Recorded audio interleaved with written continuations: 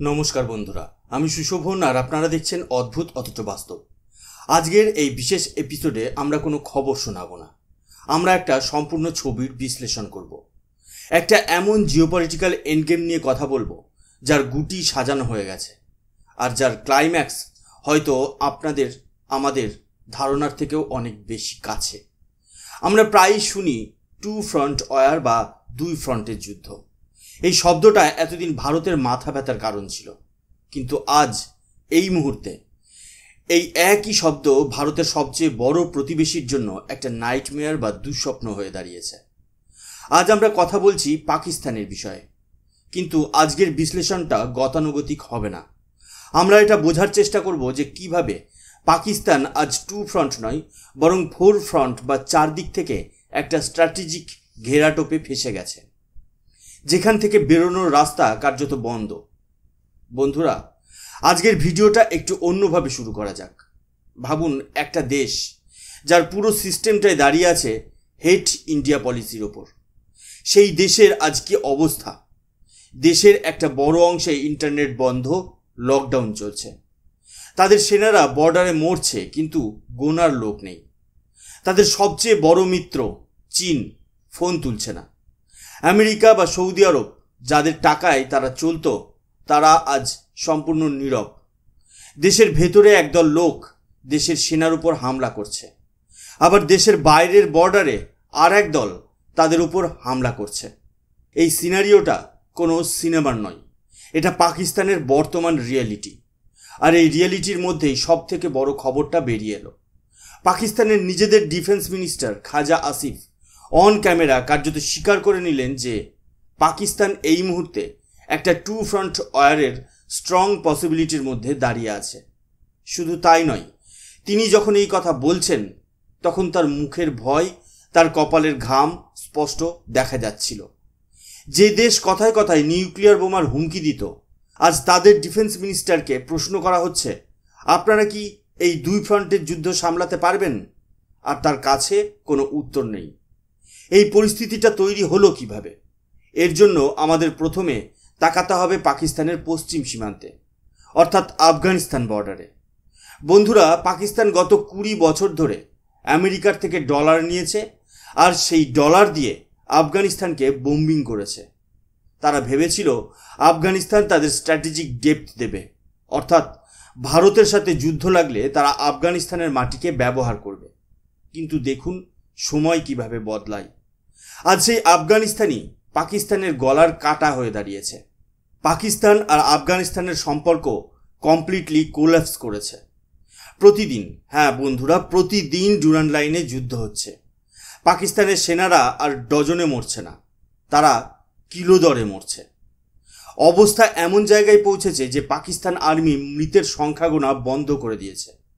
আর United Nations, তারা সেই গতানুগতিক ডায়লগ দিচ্ছে, আমরা খুব চিন্তিত, সংযম রাখুন। কিন্তু পাকিস্তানের জন্য কেউ আসছে না। সবচেয়ে ভয়ঙ্কর বিষয় হলো, পাকিস্তানের জন্য এই পরিস্থিতি আরও জটিল হয়ে গেছে, কারণ আফগান তালিবান আর তেহরিকি তালিবান পাকিস্তান, যারা পাকিস্তানের ভেতরের শত্রু, তারা হাত মিলিয়েছে। ভাবুন একবার, যাদেরকে পাকিস্তান ভারতের বিরুদ্ধে ব্যবহার করার জন্য তৈরি করেছিল, আজ তারাই একজোট হয়ে পাকিস্তানকে শেষ করার পণ নিয়েছে। পাকিস্তানের ওভার কনফিডেন্সি তাদের ডুবিয়েছে। তারা ভেবেছিল তালিবান তাদের কথাই চলবে, কিন্তু তারা ভুলে গেছিল আগুন নিয়ে খেললে সেই আগুনের নিজের ঘরও পুড়তে পারে। এবার আসি দ্বিতীয় ফ্রন্টে, যেটা বাইরের নয়, ভেতরের। সেটা হলো পাকিস্তানের ইকোনমিক কোল্যাপস বা অর্থনৈতিক পতন। বন্ধুরা, যুদ্ধ লড়ার জন্য টাকা লাগে। পাকিস্তানের কাছে আজ নিজের সেনাদের মাইনে দেওয়ার টাকা নেই। তারা তাদের এয়ার ডিফেন্স সিস্টেম আপগ্রেড করবে কোথা থেকে? পাকিস্তানের এয়ার ডিফেন্স সিস্টেম আজ কার্যত জিরো। অপারেশন সিন্দুরের সময় ভারত যেভাবে পাকিস্তানের এয়ারবেসগুলোকে টার্গেট করেছিল, তাতে তাদের সিস্টেমের কঙ্কালসার চেহারাটা বেরিয়ে পড়ে। আজ পাকিস্তান সবার কাছে সাহায্য চেয়েছে, আমেরিকা, চীন, সৌদি, কিন্তু তাদের ডিফেন্স সিস্টেম আপগ্রেড করতে সাহায্য কেউই করছে না। কারণ সবাই জানে এই দেশটা একটা ফেইল্ড স্টেট। একটা দেশ যখন অর্থনৈতিকভাবে ভেঙে পড়ে, তখন তার মিলিটারিও ভেঙে পড়তে বাধ্য। আর সেটাই হচ্ছে। পাকিস্তানের সেনারা যুদ্ধক্ষেত্র থেকে বন্দুক ফেলে প্যান্ট খুলে পালিয়ে যাচ্ছে। আফগান ফাইটাররা সেই পাকিস্তানি সেনাদের প্যারেড করাচ্ছে। এর থেকে বড় লজ্জা আর কি হতে পারে? এবার আসুন পূর্ব সীমান্তে, অর্থাৎ আমাদের সীমান্তে। পাকিস্তানের ডিফেন্স মিনিস্টার যে টু ফ্রন্ট ওয়ারের কথা বলছেন, তার দ্বিতীয় ফ্রন্ট হলো ভারত। আর এখানে এই খেলাটা বদলে গেছে। এতদিন ভারত ডিফেন্সিভ খেলতো। আমরা অপেক্ষা করতাম যে পাকিস্তান কোনো টেররিস্ট অ্যাটাক করবে, তারপর আমরা রিপ্লাই দেব। কিন্তু মোদি গভর্নমেন্ট আসার পর সেই পলিসি বদলে গেছে। ভারত এখন অফেন্সিভ ডিফেন্স খেলছে। অর্থাৎ ভারত আর পাকিস্তানের প্রথমে চালের জন্য অপেক্ষা করে না। ভারত নিজের সময় মতো, নিজের প্ল্যান মতো ফুল অ্যান্ড ফাইনাল করার প্ল্যান করে ফেলেছে। আর পাকিস্তানের ইন্টেলিজেন্স এজেন্সিও এই খবর কনফার্ম করেছে যে মোদি একটা বড় প্ল্যান করছেন। আর এই প্ল্যানিংয়ের জন্যই পাকিস্তান আজ সবচেয়ে বেশি ভয়ে আছে। কারণ তারা জানে আফগানিস্তান ফ্রন্ট তারা সামলাতে পারছে না। এর মধ্যে যদি ভারত পূর্ব ফ্রন্ট খুলে দেয়, পাকিস্তান 72 ঘন্টাও টিকতে পারবে না। এখানেই অনেকে প্রশ্ন তুলবেন, তাহলে চীন কি করবে? পাকিস্তানের অল ওয়েদার ফ্রেন্ড চীন কি পাকিস্তানকে বাঁচাতে আসবে? বন্ধুরা, এখানেই ভারতের সবচেয়ে বড় ডিপ্লোম্যাটিক জয়। ভারত খুব সুন্দরভাবে চীনকে নিউট্রালাইজ করে দিয়েছে। চীন আজ আমাদের ওপর অ্যাটাক করার পরিস্থিতিতে নেই। এর দুটো বড় কারণ আছে। প্রথমত হিমালয়। আমাদের জওয়ানরা আজ যে উচ্চতায় বসে আছে, সেখানে চীনের পক্ষে বড়সড় যুদ্ধ করা প্রায় অসম্ভব। দ্বিতীয় এবং সবচেয়ে বড় কারণ হলো ইকোনমি। চীনের সার্ভাইভালের জন্য আজ ভারতের বাজার দরকার। চীন ভালোভাবেই জানে যে পাকিস্তানের মতো একটা ব্যাংক্রাফ্ট দেশকে বাঁচাতে গিয়ে যদি সে ভারতের মতো একটা 8% গ্রোথ রেটওয়ালা ইকোনমিকে হারায়, তাহলে সেটা চীনের জন্য আত্মহত্যার শামিল হবে। তাই চীন আজ চুপ। ভারতের এয়ারফোর্স আজ চীনের এয়ারফোর্সের থেকেও ওপরে। গ্লোবাল র্যাঙ্কিংয়ে ভারতের এয়ারফোর্স আজকে 3 নম্বরে আর চীনের এয়ারফোর্স 4 নম্বরে। তাই চীন এখন আর ভারতের জন্য সেই থ্রেট নয় যা 10 বছর আগে ছিল। আর এই পুরো খেলাটার পেছনে যদি একজন মানুষের মস্তিষ্ক কাজ করে থাকে, তিনি হলেন ভারতের নতুন র চিফ পরাগ জৈন। উনি একজন পাকিস্তান এক্সপার্ট। উনি আসার পর থেকেই দেখুন কি হচ্ছে। পাকিস্তান ভেবেছিল তারা ভারতের বিরুদ্ধে 2 ফ্রন্ট প্ল্যান করছে, আর ভারত 4 ফ্রন্ট খুলে দিয়েছে। কিভাবে? 1. পশ্চিম ফ্রন্টে আফগানিস্তানকে বন্ধু বানিয়ে নেওয়া হলো, যারা এখন পাকিস্তানকে ব্যস্ত রেখেছে। 2. পূর্ব ফ্রন্টে আমরা তো আছি। 3.